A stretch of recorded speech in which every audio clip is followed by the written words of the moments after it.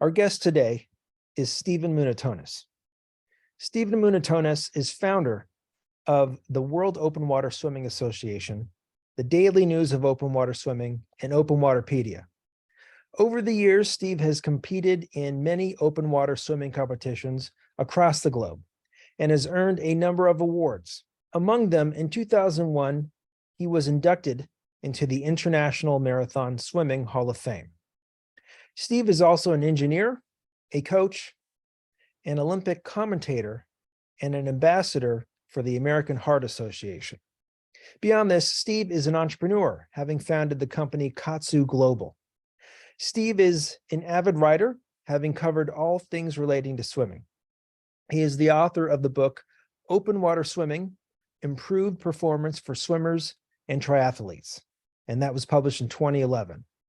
Steve is currently training for the yearly SCAR Swim Series in Arizona, which is the reason I've asked Steve to join me for this interview. For background, SCAR is a competition in Arizona of 4 swims across Lake Saguaro, a distance of 9.5 miles, Lake Canyon, a distance of 9 miles, Lake Apache, a distance of 17 miles, and Lake Roosevelt, a distance of 6.2 miles. These 4 swims in total rack up some 41 miles. In each of these 4 swim races, swimmers are faced with unpredictable conditions, strong currents, wind, desert heat, cold and choppy water, and of course, long distances, just to name a few. Last year, Steve won this event. In fact, I don't think it was even close. As full disclosure, Steve is a friend and he is one of my swim coaches. Steve, it's great seeing you. Thank you so much for joining me. Thank you, Ted. And I'm as much inspired about what you do as you with me. So feelings mutual. Thank you. Well, okay, so here we are again. I have some questions. To begin, there are going to be some viewers of this interview who may be unfamiliar with this world. What is open water swimming? So open water swimming is swimming outside of a pool, such as this lake behind me. It's swimming in lakes, along the seashore, in oceans, in fjords, in locks, in rivers, and you could do it all around the world, including Antarctica. There are many people, not many, there are some people who swim in the very cold waters in this, we call it the Southern Ocean, or the ocean around Antarctica, up and down the coasts of the Americas, South America, Central America, North America. There are competitions, and the ultimate competition in this world is the Olympic 10K, or about 6.2 mile marathon swim, which is very interesting. In the Paris Olympics, which will happen next year, they will swim 6.2 miles down the Seine, and the swimmers will be swimming by the Eiffel Tower, Notre Dame, the Louvre, etc. So it's like marathon running or trail running compared to track running, as opposed to swimming in a pool. We swim without lane lines in whatever conditions Mother Nature gives us. So why compete in the SCAR swim? Sometimes we hear that extreme athletes want to test their limits and see what they can do. Is this what has drawn you to this event, Steve? Yes, but the catalyst was actually COVID.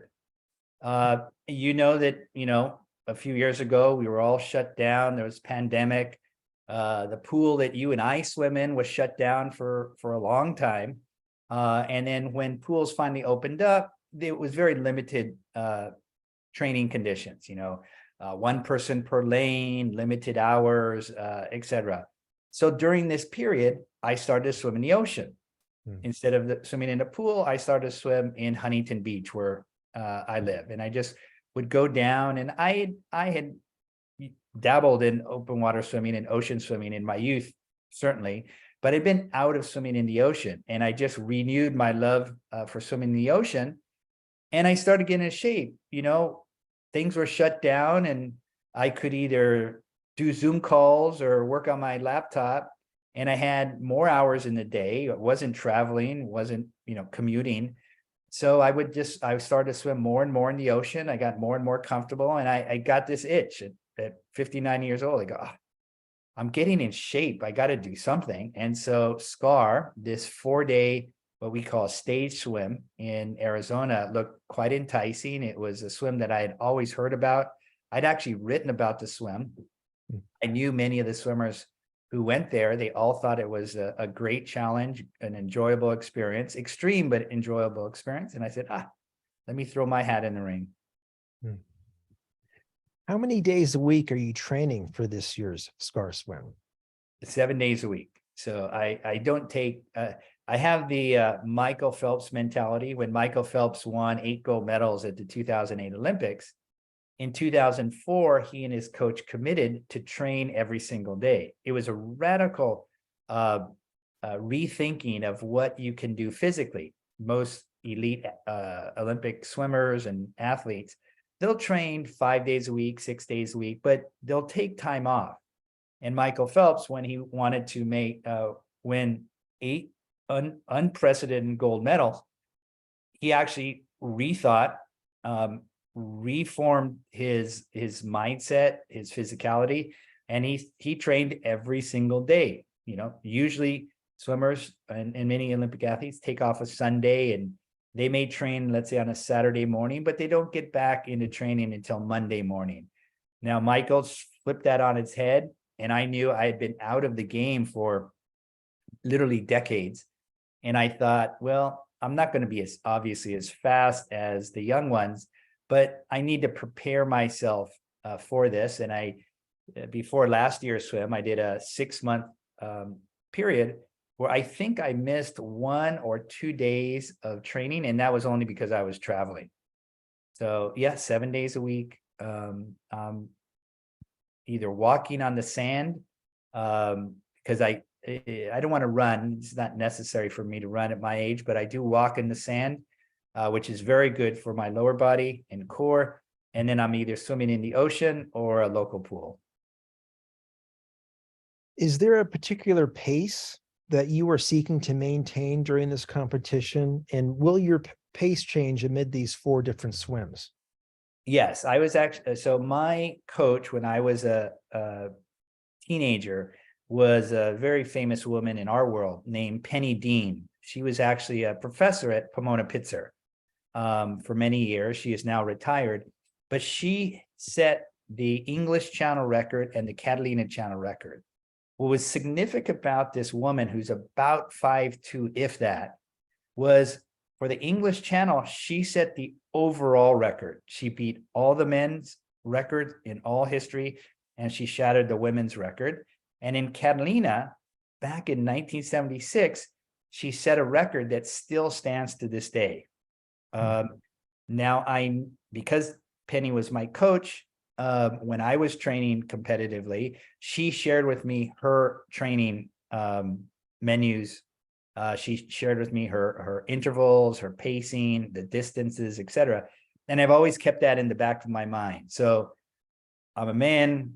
She was a young woman when she was doing it. So I thought, if I can get close to her training, which was, Ted, this is sort of getting into swimming vernacular, a little technical, but she was swimming at 1 minute and 20 seconds every 100 meters and repeating that over and over again. And so my goal was eventually to get down to 120 or a minute and 20 seconds per 100 meters, hour after hour after hour. And last year, I was able to do that in 1 workout, and that's all I needed to do. When I did that, I felt I was ready. What do you think will be the water temperature in these lakes, and what type of visibility will there be? Yeah, well, the visibility. So these lakes are actually, it's actually a river that the government has dammed up for drinking water, or public consumption. So the lakes can get rather not misty, not salty. What do you want to call it? It's not clear.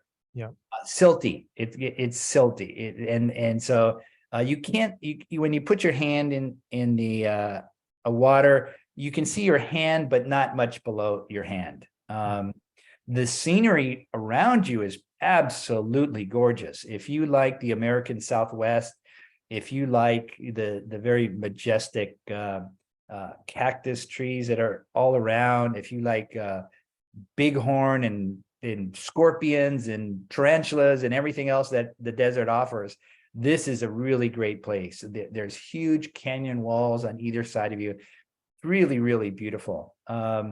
Now, because it's dammed, so let's say we're going from left to right, and this is you goes from one dam to the next dam, next day you go from this dam to the next dam, etc. Well, at the dam, you've got water that's being churned up. And the coldest it gets is about 52 degrees. 52 to 54, you jump in, and at least for me, it absolutely takes your breath away. I mean, Ted, you know that we swim in water roughly 80 degrees in the pool. And even in the morning, sometimes we put our toes in and we go, oh, that's a little chilly. So you can imagine what that 52 to 54 initial dip in the lakes are, especially by the dam where the water is being churned up and you got the very cold water bringing up. Now, that's only in the beginning. As you swim, the water heats up.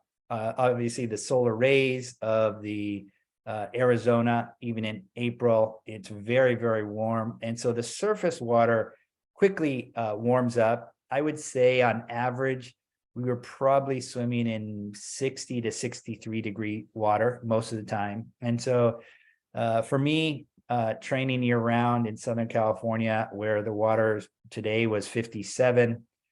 So 60 to 63, I can't say it's comfortable, but it's certainly swimmable.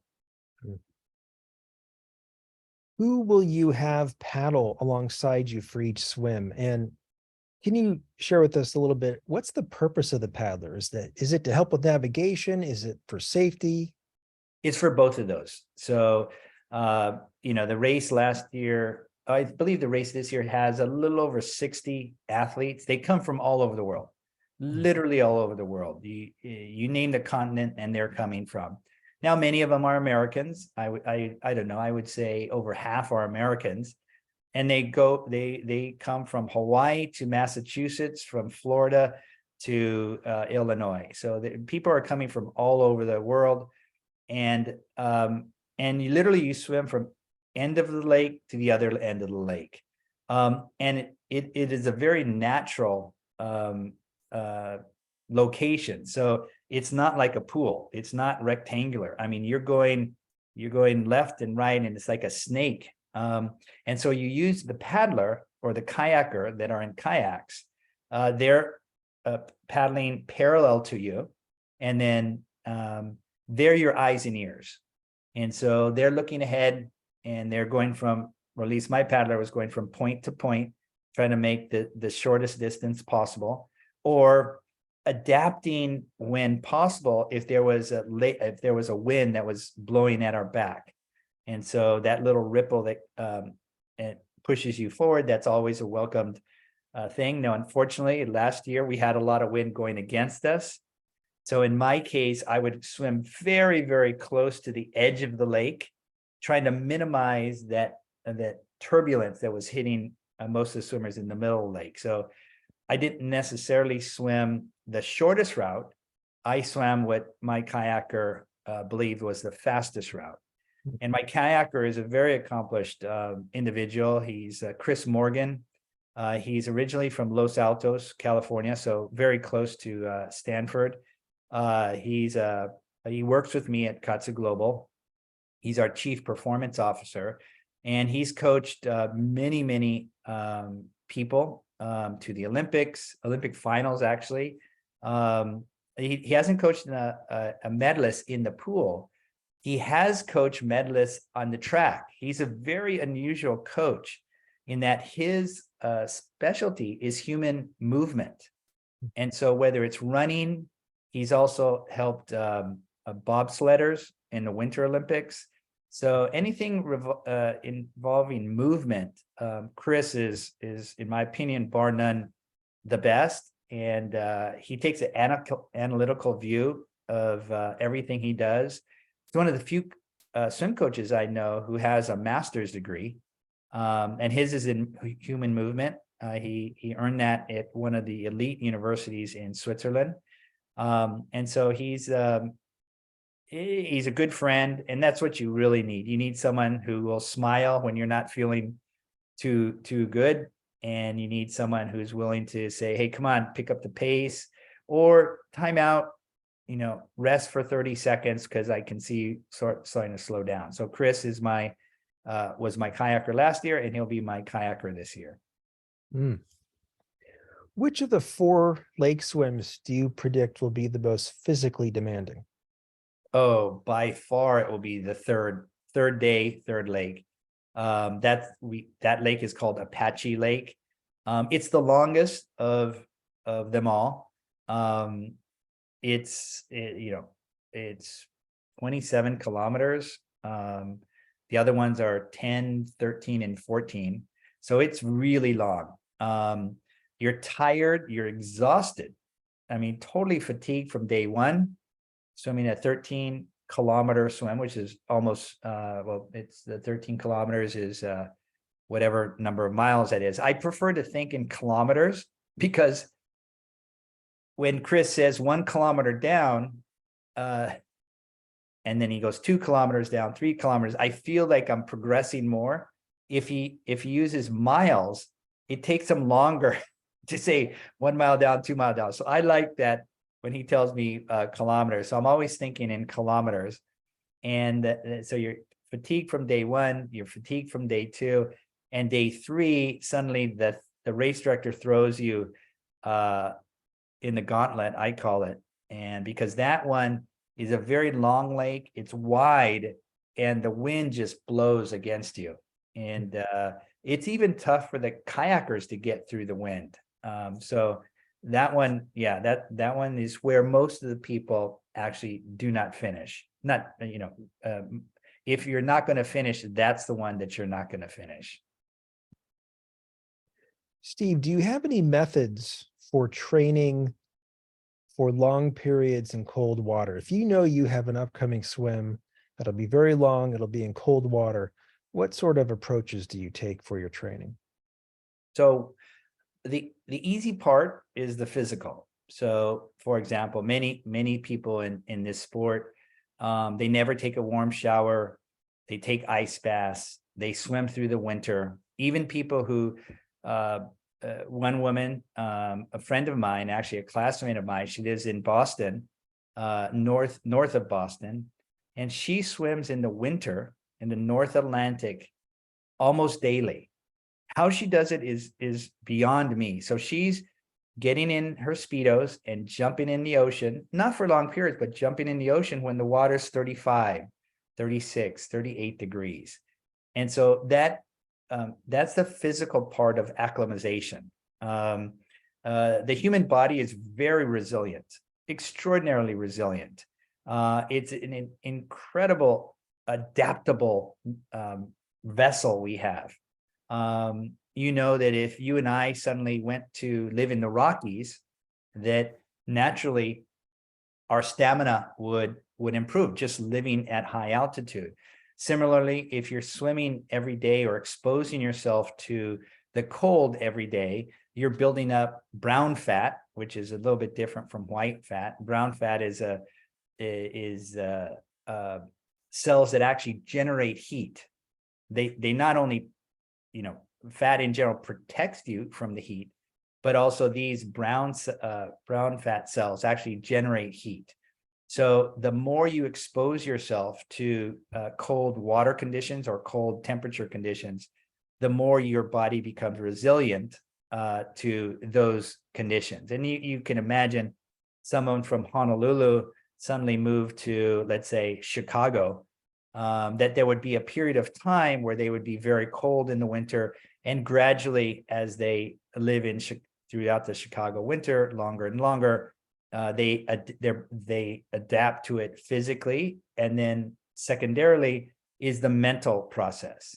Doesn't matter if you're my friend Martha Wood, who trains every day north of Boston in the cold Atlantic, you still have to have a mindset that the surface of your skin will get very cold. Imagine us locals here, if we went to Big Bear, and instead of wearing a nice big jacket and gloves, we actually went out in a t-shirt and short pants.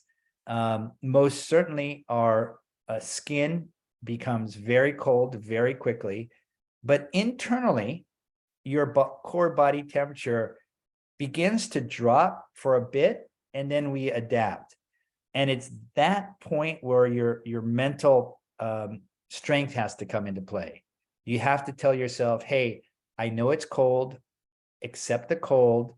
This is only one day of my long life, and we have to get through this. And if you can focus on your inner core and keeping, your organs warm, you'll make it. You'll feel cold, but really, it just the surface of your skin. So me, I pretend, I convince myself that I've got this cloak on, and the cloak only protects my insides and my brain. And so that's sort of my thought process. I know it's going to be cold, it's not going to be pleasant, but we'll get through it. And one aspect of that is actually swimming fast. When we run fast, or we row fast, or we swim fast, that we generate heat. So in my case, I kick a lot. I have a high stroke turnover, and that's so my insides stay as warm as possible. And my hands, I can't do anything about. My toes and feet get cold. My stomach, the skin is very cold. It's cold to the touch. And you just sort of grin and bear it, and you take it one stroke after the other. We noticed that the Roosevelt Lake swim of the SCAR swim series, a swim that's just over 6 miles, I believe. We noticed that is held at night. Yes. Why, Stephen? Why is that event held in the dark of night? Oh, it is. What's amazing about that swim is when you breathe up and you look up toward the sky, because you're in the American Southwest and there's really no ambient light. It isn't like Southern California or metropolitan area around New York. I mean, it is dark. It is like Mother Nature turned off the light, and it becomes very dark. Because it's the American Southwest, and there's, at least when I did it, there's no cloud cover. You look up and there are stars all over the place, shooting stars. When we did it last year, it wasn't a full moon, but it was amazing what I was looking up to. Now, the reason that the race director has that swim at night is because the race director was looking to do a swim across Catalina and the English Channel. And he used these lakes as his training ground. And when you swim across Catalina or the English Channel, there is a possibility that you will swim at night. So part of his own training methodology was to do at least one of the lakes at night, because it presents a whole nother paradigm. I mean, I don't like swimming at night, but I get it done. And what I do is I just swim as fast as I can, and I enjoy the night sky. I mean, you literally, as you're swimming, you see these very, very bright stars in the sky and nothing else. And on that day, I don't know, the swim starts just as the sun is going down. And I think last year we might have had 15 minutes of light. And then it was like the lights went off, became totally dark. The kayakers were instructed to wear headlamps. So they had big mountaineering headlamps. So at least we could see the kayaker. And we had, some people had strobe lights. Some people had, the little chemical lights you use at Halloween and festivals. So we would put that in the back of our head so the kayaker would see us. And you swim in the pitch darkness.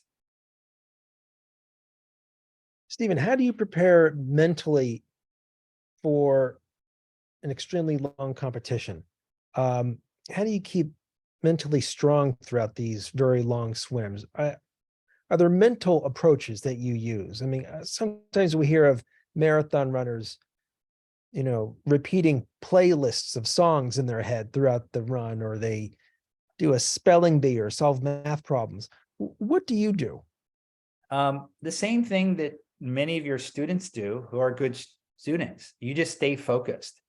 You say, this is my major. I want to do well on this examination. To be honest, some people like to study, but to study, you have a full course load, you need diligence, you need focus, and you just have to get it done. So in my particular case, being able to focus has never been a problem. And you just get the job done. In my case, I think in increments of a half an hour. I know I can swim a half an hour. So I just say, I don't want to think about swimming for 6 hours. I don't want to think about swimming for another 3 hours. I can swim for a half an hour. After I swim a half an hour, I say, guess what? I can swim another half an hour.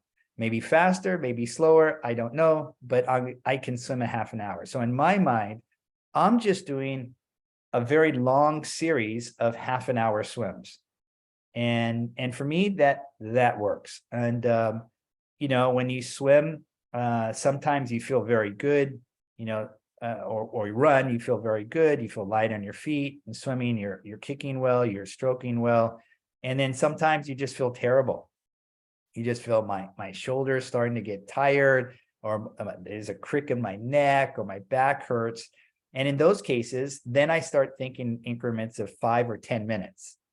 And I think, okay, my shoulders getting a little tired. I just have to swim for another 5 or 10 minutes.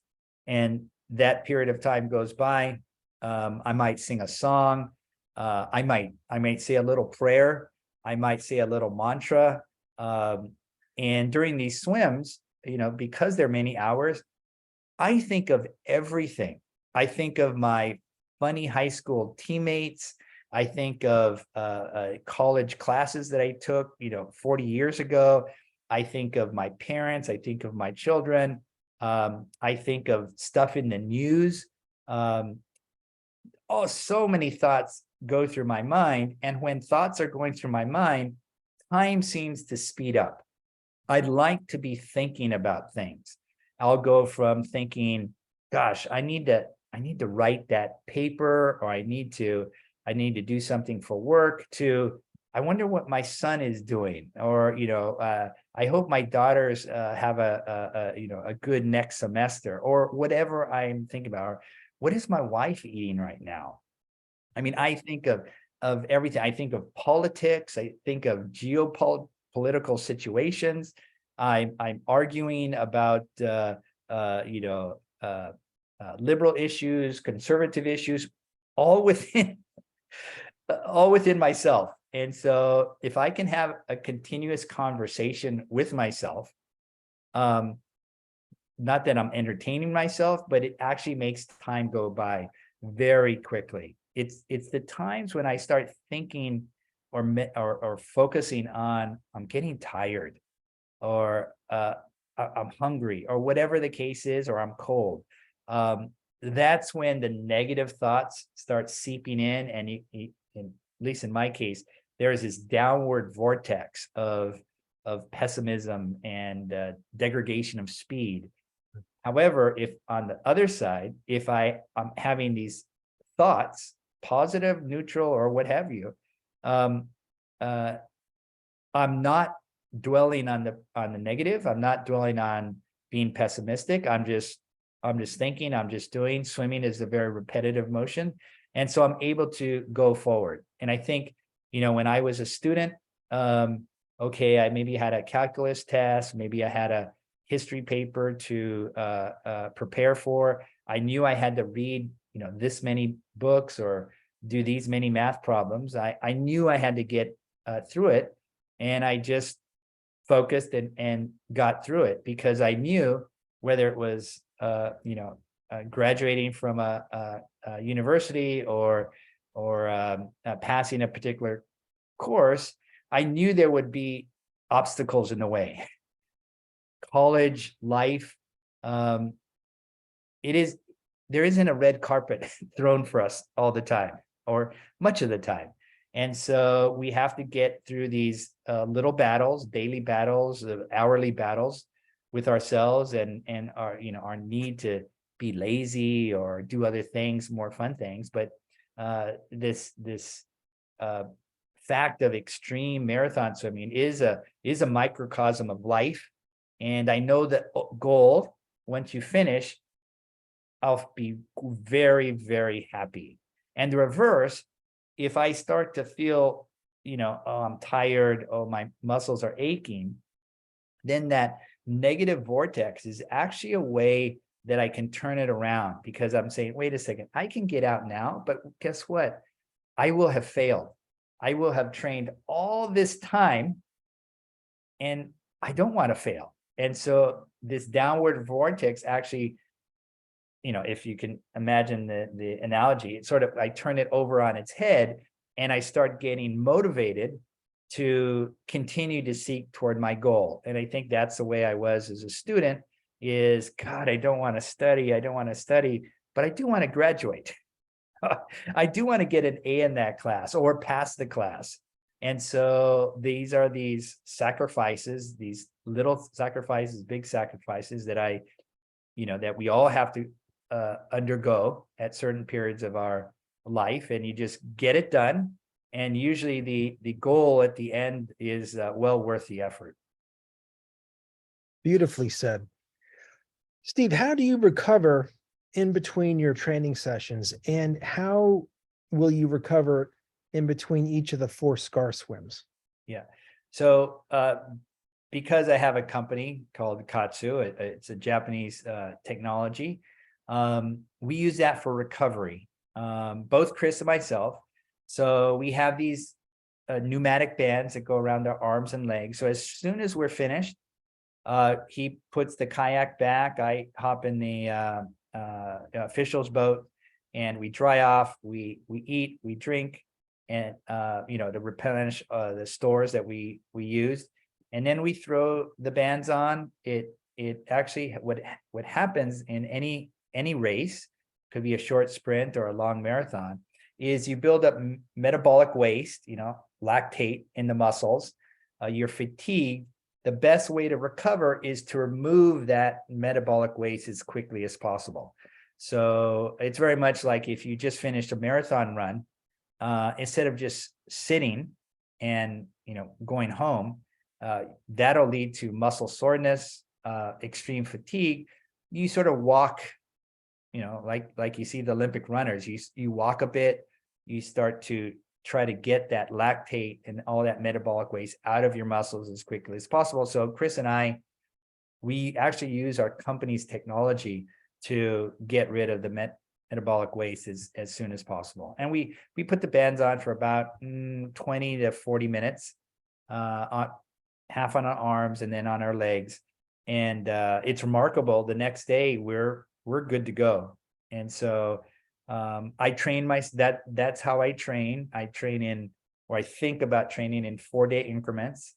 So I train, I put on the Katsu equipment, I train, I put on the Katsu equipment.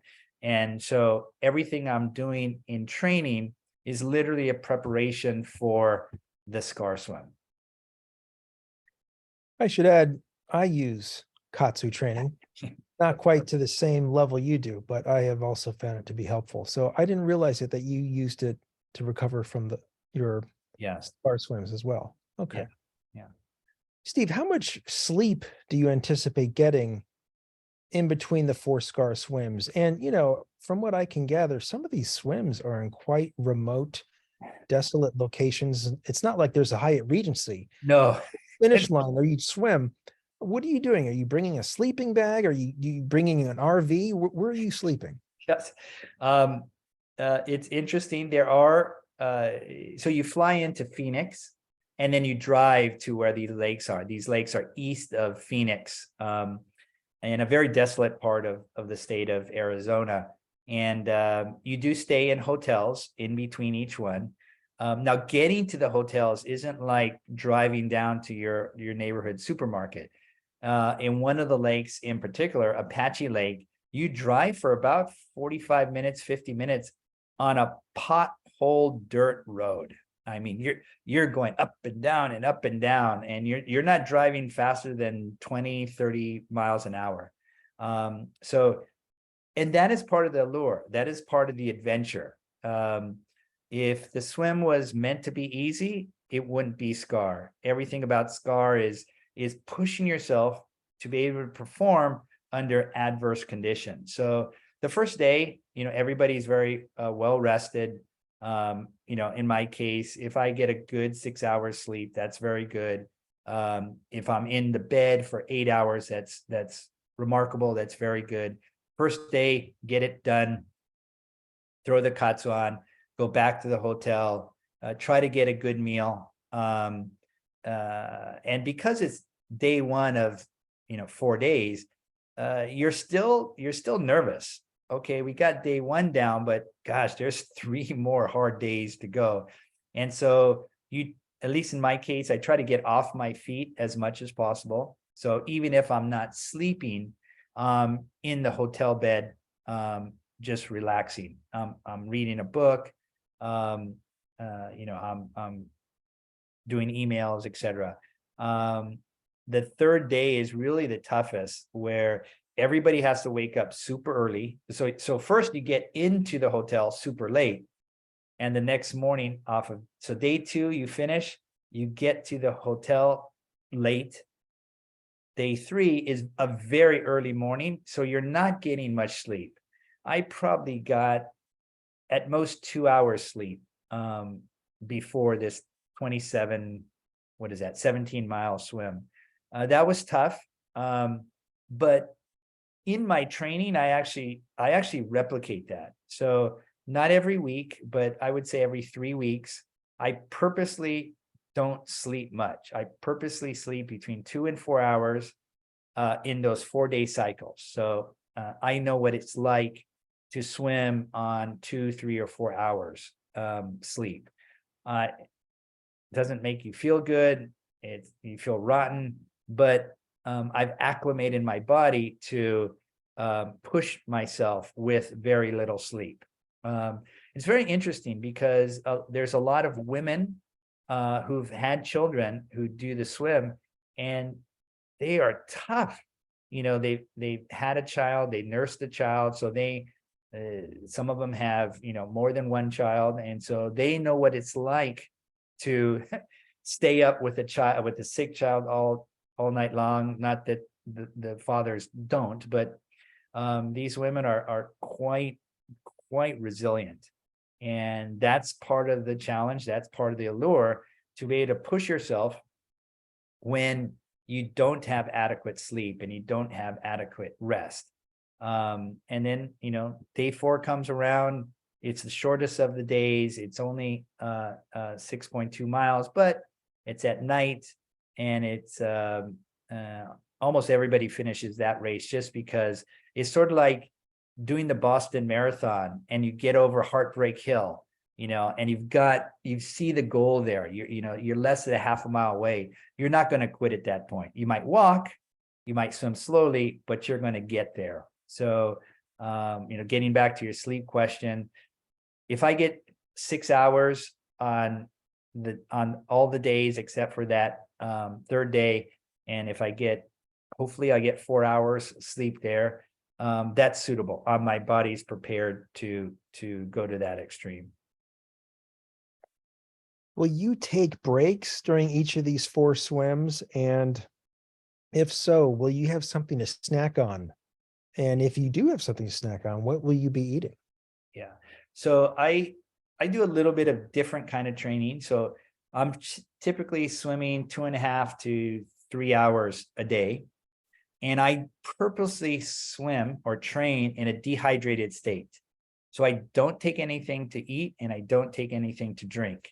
And it's allowing my body to perform in a dehydrated state, which is probably not the best thing to do for long-term health, but for the purposes of this short-term goal, it works for me. So now, so that means when I am racing and I am stopping every half an hour, and Chris hands me a little bit of electrolyte juice or electrolytes and water, it feels really, really good. I mean, it's like they put some kind of hyper gasoline in me, because I've trained all year round in a dehydrated state. I've purposely put my body in a deficit situation. Now comes race day or race days, and now I'm hydrating every half an hour, and it feels great. Now, last year was very interesting. On day 3, that long Apache Lake, Chris and I, from day 2 to day 3, it was our first year. We got lost. We ended up eating at a equivalent of an Arco late at night, and we had, I think I had a hot dog, and I think one of those like $1.99 burritos that was a fake. I don't know what it was inside of it. And I didn't eat breakfast. And so I didn't have a good dinner. I didn't have a breakfast. So I'm swimming along, and about 4.5 hours in, I was totally depleted. And in the parlance of marathon runners or swimmers, I bonked. I turned over to Chris. I said, Chris, I gotta stop swimming for 5 minutes. I just need some time to collect my thoughts. And I stopped, and then I got in that mind frame, okay, I can swim more. So I started to do breaststroke. I probably did about 200 meters of breaststroke, and I would just go, oh, just 2 more hours of swimming, 2 more hours of swimming. And Chris dug into his bag of magic tricks in his kayak, and he pulled out Starburst, the Starburst candy, the cherry flavor, the orange flavored, the yellow flavored, or lemon flavored Starburst. And he goes, Steve, and he unpeels them, and he throws me 3, or he hands me 3 of those Starburst. I don't think any candy I've ever eaten in my entire life tasted as good as those Starbursts. I mean, it was so wonderful. I mean, it was better than my wedding cake. I mean, it was just unbelievable. And I got enough sugar in me. Then I think he gave me maybe a Cliff Bar or something like that. And I ate it, and sure enough, my body was totally depleted. I got some sugar in me, and I know let's eat healthy and all that kind of stuff, but I just needed something. I mean, if someone would have given me an apple fritter donut, I don't think I would have chewed. I think I just would have swallowed it whole. But I had Starburst, I had some energy bar, maybe it was a Cliff Bar, and it just snapped me out of it. And then I proceeded to swim for the next 2 hours quite well. And that was really the low point of the swim. And to this day, Chris and I, if we're traveling together, and certainly for this next star swim, we're going to have just a little extra bit of Starburst just in case. Yeah. It's remarkable. Yeah. So for those of us who have never done these lake swims before, what can you tell us about currents and choppiness in the water? Is it similar to what we find in the ocean? So yes, so the currents aren't as strong because they're dammed lakes, but the wind can be tremendous. I mean, really, really strong. And Ted, if you're swimming in the ocean and you have these long, gentle ocean swells, you go up and down and up and down, and you sort of gain momentum using the energy of the ocean. And these long ocean swells could push you forward, and it's quite nice. In a lake, there aren't these large swells that push you. What it is very irritating surface chop, very irritating. If we're lucky, and last year we weren't lucky, if we're lucky, that surface chop, the little tiny waves, we call them ankle slappers. They're like 6 inches to 12 inches high. They push you forward. It's sort of like cycling with the wind at your back. You feel Mother Nature certainly pushing you forward. And last year, we were unlucky when those 6 to 12-inch waves were coming right at us. And you would just swim and your hand would hit this 6-inch wave. Again, it wasn't enough to stop you, but it's sort of like if you were riding your bike down Pacific Coast Highway and the wind was constantly against you. It wasn't enough to stop you. It just enough to truly, truly exhaust you. And of course, in some locations, the wind wasn't directly against us. It was lateral, so it's pushing us this way. That's okay. We can deal with that. But it's really the oncoming wind and the surface chop that gets us. It's a lake, so there's no jaws, there's no jellyfish. So marine life, we don't have to worry about. It's very scenic. There's a lot of stuff to look around and enjoy. It's just that irritating surface chop that really is a bummer. And then, of course, the churning cold water in the beginning. So if you could deal with that churning cold water in the beginning and the surface chop in the middle, you're okay. Steve, have you written any social media postings or online articles about this competition? And if so, where can we go to see them? Yeah, so I've written about it. I've written on the katsublog.com. So KAATSU blog.com. I've written about it.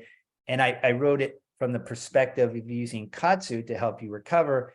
And then I've also written it in the daily news of open water swimming. And in there, that was a much more swimmer focused view of how I prepared for the swim, not necessarily what each swim was about, but how I prepared to tackle oncoming, surface chop, how I prepared for a cold water swim, how I prepared for this swim as an older athlete. So, yeah, daily news of openwaterswimming.com and then katsublog.com are the two places where I've written extensively about this swim, and not only the swim that I did, but also previous swims. And you could also look up scar, scar on your skin on openwaterpedia.com. And that has a full accounting of not only the swims that I did, but all the swims that other people did. Because the last year, I believe it was the 10th year or 11th year of the competition. And every year it's grown. Every year its reputation grows. In fact, last year, the Scar Swim was voted by the global open water swimming community as the event of the year. So it's literally the World Open Water Swimming event of the year. And it's great because I've personally experienced it firsthand. And I agree. If you're into marathon swimming, if you're into an extreme challenge, this is something to behold. Now, last June, you embarked on another swim. It was a 24-kilometer swim from Cabrillo Beach to Redondo Beach. I'm not aware of any other people completing this particular swim. Did you create this swim event? Yes, I was actually volunteering for the Catalina Channel as an observer, as a crew member. I had a friend, John Munzer, who was going to do the Catalina Channel last year, and I wanted to help him. So I volunteered and I joined the Catalina Channel Swimming Federation, and they had a volunteer workshop. And as they were explaining the course, they, typically for those of you in Southern California, we see Catalina, Santa Catalina Island out there is 20 miles from Palos Verdes Peninsula. And as they were explaining the course, I saw the outline for the first time of the entire Palos Verdes Peninsula. And I said, what a great swim. And I thought to myself, no one else has swum around the entire Palos Verdes Peninsula. And what a great thing to attempt to do, because it's, in my opinion, the best way to prepare for a Catalina Channel crossing. You're in the same water, you're dealing with the same marine life. There are sharks, there's kelp, there's jellyfish, there's currents, there's waves, there's cold water upwellings. It's everything that the Catalina Channel has, if you swim along the coast around Palos Verdes Peninsula, it's a great preparation. So I thought, if no one's done it, I'm gonna attempt to do it. And so in June, I swam what I call the northward course. So I went from Cabrillo Beach to Redondo Beach. So I went from south to north. And then a month later, I went from the southward course, which was from Redondo Beach back over to Cabrillo Beach. So, each way was about 24 kilometers. One way took me 6 hours and something. The next time it took me about a half an hour longer.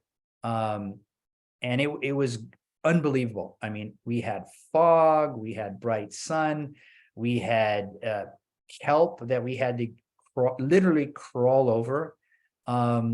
Under the kelp, for those of you in Southern California, I mean, it's literally an underwater aquarium. I mean, what I saw as I'm swimming through the kelp, Garibaldi, these bright orange fish, all kinds of sea creatures down there.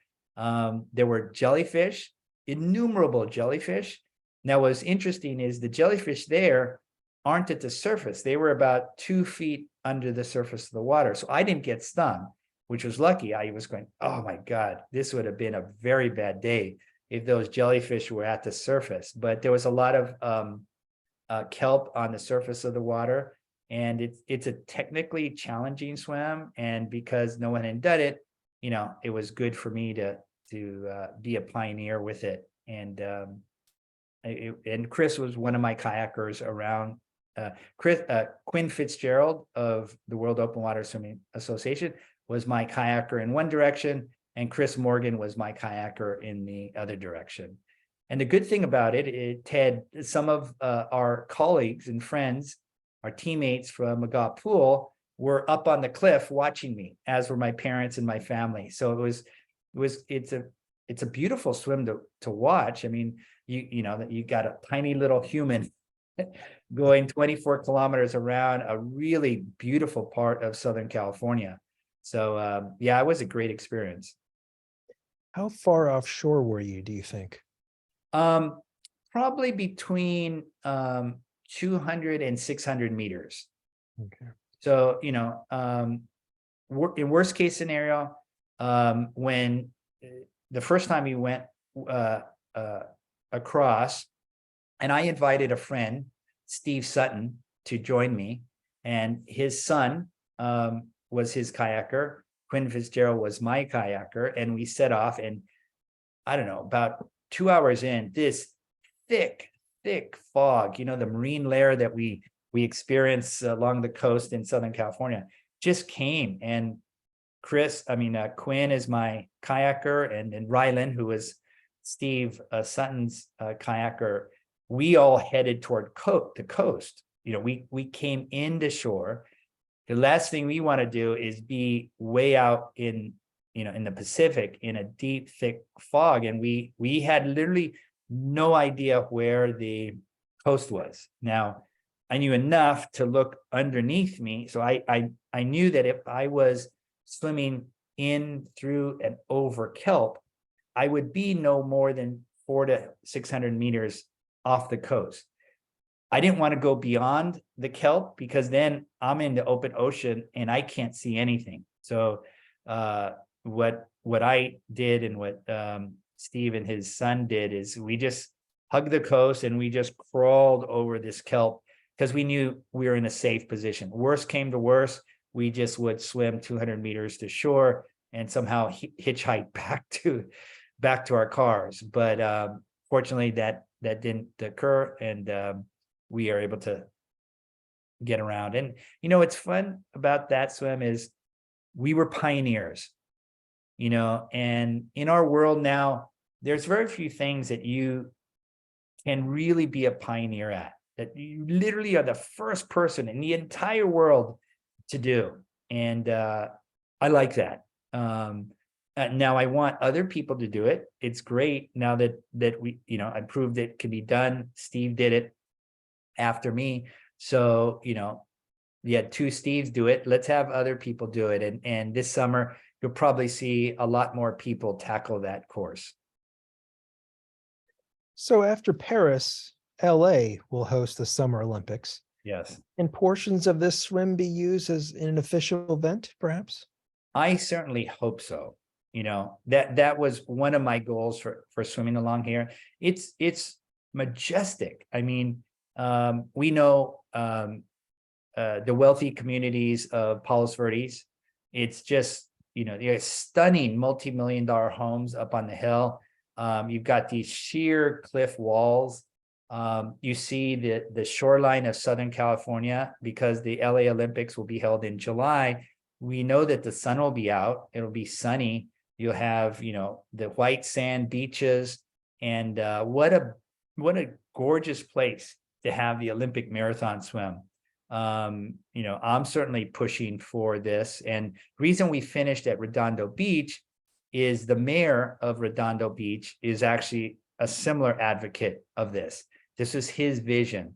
If we can have the Olympic marathon swim on that stretch in Southern California, I think the NBC cameraman will be ecstatic. It will show off Southern California at its best. You've got these beautiful hills of Palos Verdes with, just gorgeous scenic views. You've got, Malibu in the distance. On a clear day, you'll see all the way down from, Redondo Beach or Hermosa Beach to Santa Monica, and all the way to Malibu. So in terms of showcasing Southern California, in terms of showcasing the sport of marathon swimming, I can think of no better location. Okay, now, Steve, shifting gears a bit. One of your prior feats, which I don't think many people know about, is that in 1987, you swam the length of Lake Biwa in Japan, which amounted to a 26-mile swim.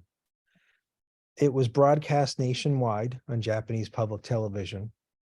It was an extraordinary accomplishment. I wasn't there, but I know about you completing this. And I've seen the highlights of it on YouTube. There's a video of you. Yet here's what I want to know, Steve. When you finished that race, as you swam up to the shore in your trademark high turnover, very quick speed technique, you were immediately escorted to an event stage, which seemed like it was maybe 20, 30 feet away from the water, where a large audience was applauding. Two young women dressed as beauty queens in swimsuits. They led you to a seat up on the stage, and then the event promptly began. Now, when most people swim and finish a long race, they drink a few bottles of water, they down a dozen donuts, or they need something to replenish themselves. Yet you weren't given a moment to catch your breath. Nobody handed you a bottle of water, not even a granola bar or some snack. Why didn't they allow you a chance to take off your swim cap, take off your goggles, and at least get a sip of Gatorade before that ceremony started? What was that all about? Yeah, there's a lot of things that were happening on that day. The event was actually broadcast, tape delayed in Japan. Again, this is back in 1987. So they shot it. They shot, the pre-swim. They shot me training for the swim, and then they had a cameraman on the boat. They had a cameraman on the shore, and so they captured all of that. But they were going to broadcast this show, this highlight reel of the swim. Because Lake Biwa is the largest lake in Japan, so it's like Lake Michigan. It's a big lake, and it's a big deal for a lot of Japanese. And I swam 42 kilometers or 26 miles on that because the Japanese, especially the local Japanese, know that there's these 7 views of Omni, or 7 views of Lake Biwa, or the Shiga prefecture where it's located. So I swam making sure that I went to each of these 7 views. So there was a lot of symbolism behind this swim.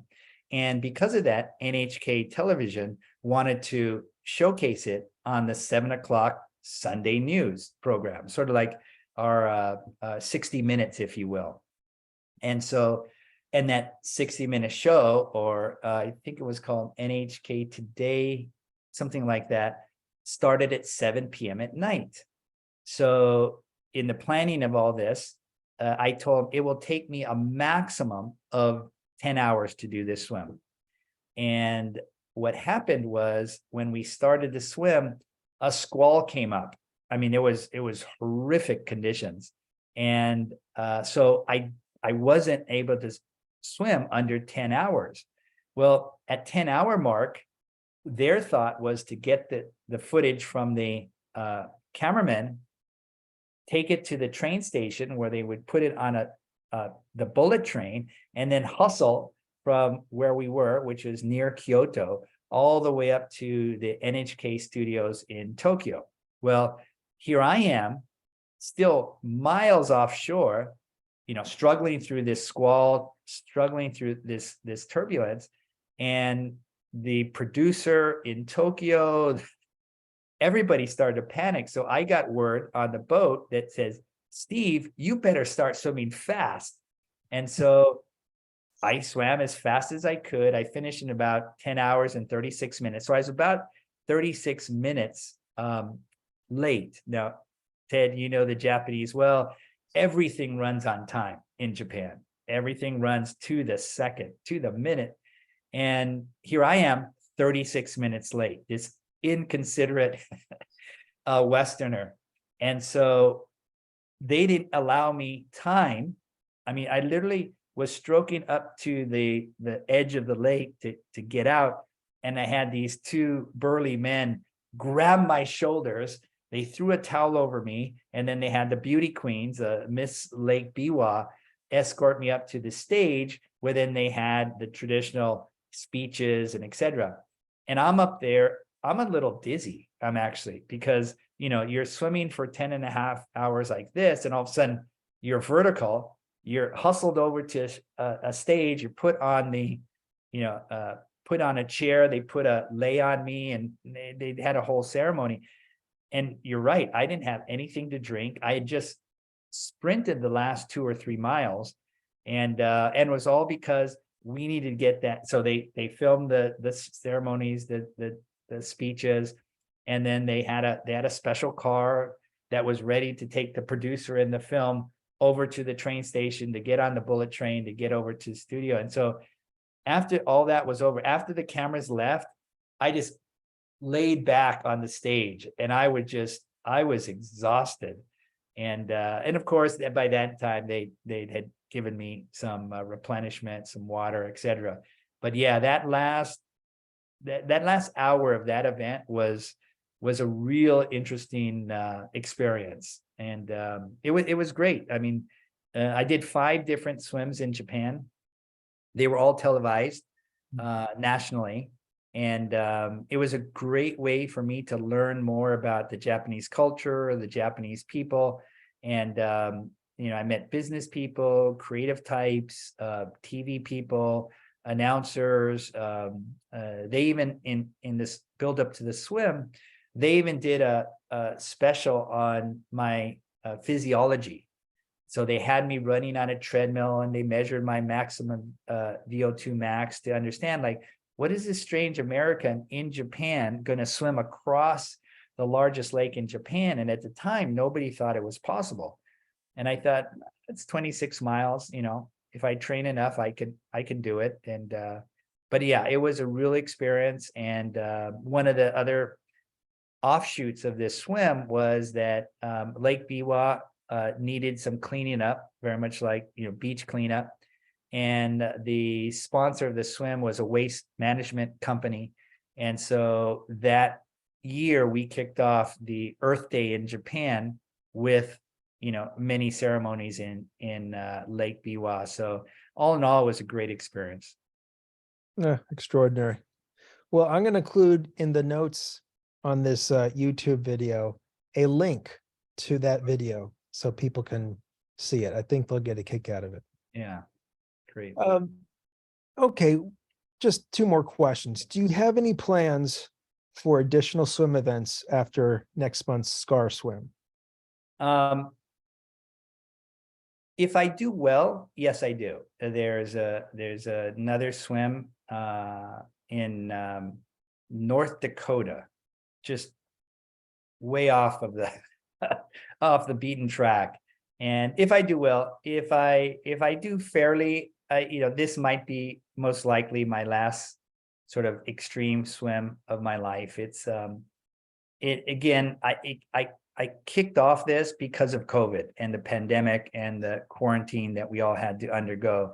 And so, now we're back to normal. And, I think I rode this wave of the quarantine to extreme sports to this very interesting thing. So it might be that I'm healthy and well, and I don't want to push it. So this most likely will be my last swim, but it's sort of like a boxer, the old boxers that, just one more fight. And so, I don't want to be like Joe Frazier or Muhammad Ali and continue to fighting and just get hurt. So we'll see. But I think this probably be my last swim. If you do that swim in North Dakota, what time of year will it take place? It will be in June. And it's called the Mighty River of the North. And the race starts in North Dakota, ends in Minnesota. And it's just a really long swim and down a very slow moving lake. It's just one day. But it's called the End Wet, END Wet. So we'll see. As long as it doesn't take place in like January or February. Yes. No. I'm sure the river is frozen over by then. Yeah. All right. So for swimmers and non-swimmers alike, Steve, are there any life lessons that one can take away from the SCAR swim series and from open water swimming in general? What are some of your thoughts on that? Oh, absolutely. I think any time you go out of your comfort zone, and we face conditions as humans all the time when we're out of our comfort zone. Maybe if you're a student and you were a student in high school, and all of a sudden you get to your college freshman and you get a C for the first time in your life, or even a B for the first time in life, it's a shock to your system. Or you get your BA at some college, and then you enter a graduate school course. And suddenly, you have to develop a thesis, you have to develop a lot of things by yourself with the guidance of your mentors and professors. I mean, there's a lot of times we are faced with, we think we know what we're going to do, but all of a sudden there's an obstacle placed in our way. Some of the obstacles are created internally by our own fears, our own stresses, our own inadequacies. And some of these obstacles are faced by others, and some are faced by the conditions. And just like we all experienced the pandemic, it put a crimp in a lot of people's careers, as students, educators, business people, you name it. And now that I'm 60, I understand that, life doesn't always give us exactly what we want, and we have to think on our feet. We have to take that negativity, and we can dwell on the negativity and think, oh, poor old me, and it's not fair, and etc. But the old saying, it's not how many times you get knocked down, is how quickly you get up. And how you get up is really a mind game. Is really, okay, I want to graduate, or I want this graduate degree, or I want to become a manager, or I want to become an executive, or I do want to become a better husband, a better friend, a better teammate. How can I self-reflect and do better? And this SCAR swim is challenging us, the participants in this race, on a very physical level, obviously, a very mental level. The psychological stresses you have throughout these 4 days is tremendous, and a very emotional or spiritual level where, it's one thing to think about it, but deep down inside, do you have confidence in yourself to overcome what's going to happen? And if you don't overcome him, can you come back next year and succeed? And that's what a lot of people at SCAR do. If they don't succeed the first time, they come back and they succeed the second time. And we see that a lot in sports. It's always a great comeback story, where we, for people who are, really old, they remember Willis Reed coming out of the locker room to come back at the NBA championship, or you name it in the sports world. It could be the American swimmers swimming against the East Germans. It could be your favorite basketball team beating your 16th seed in the NCAA March Madness, and you beat the #1 seed. There's always these things where you think there's no way you can overcome the insurmountable, but human resilience is an incredible thing.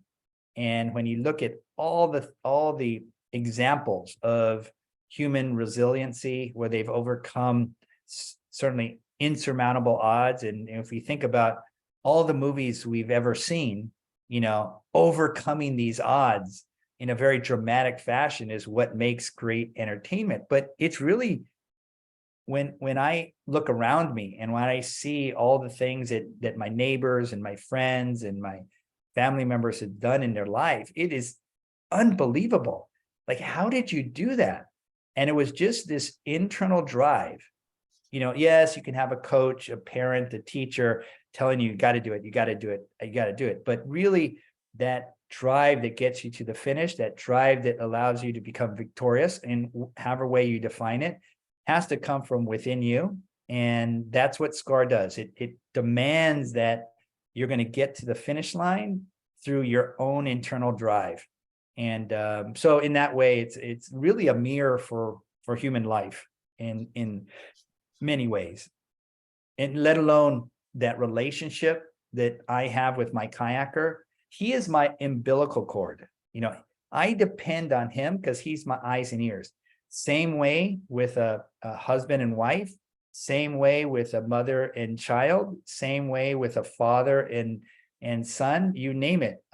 Same way with teammates, colleagues we work with, especially nowadays with so much work that we create online, creatively, collaboratively, we depend on others a lot. And that's exactly what we do in SCAR. I depend on Chris to guide me, to be my eyes and ears, and husband and wife, father and daughter, work colleagues, mentors, that kind of interdependence is a great thing of the human existence and experience. Lastly, are there any exciting open water swimmers today who are doing interesting things such as yourself? Do any names come to mind that you can share with us? There is a remarkable young man. He's Dutch, Martin van der Weegen. I'll send you his name later, Ted. He is the only person in Olympic history who survived leukemia and came back to win a gold medal. He was a very good swimmer in his youth. And I think at the age of 21 or so, they diagnosed him with leukemia. He lost literally half his body weight. He's a very big man, 6'6", very strong person, and he just literally whittled away. And that was in 2001. And his goal, as he admits, wasn't winning a gold medal. He just wanted to get healthy. And but as he started to get healthier and healthier, he used swimming to build up his strength, and he found that he was getting faster and faster. And in 2008, he won one of the most dramatic marathon races in Olympic history. He came from behind. In the last 800 meters, he passed 8 people. It was remarkable. I was the announcer. for that race, so I saw it firsthand, and it was unbelievable. The people he beat were the first people who congratulated him. The silver medalist to this day speaks extraordinarily highly of this man because he knew that he overcame leukemia. Now it's 2023, and Martin does a variety of charity events, and he raises millions of euros for cancer research. So he's taken his experience where he lost half his body weight. You know, he was just fighting for his life.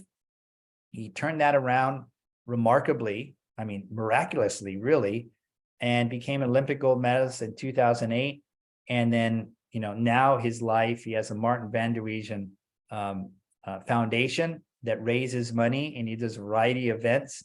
And he is a remarkable individual, multilingual. And I mean, when I think of marathon swimmers, I think of the selflessness and the resiliency of Martin. Extraordinary. Yeah. Steve, this has been very educational. Thank you. I mean, what a pleasure it's been to learn from you and to hear about all these extraordinary accomplishments.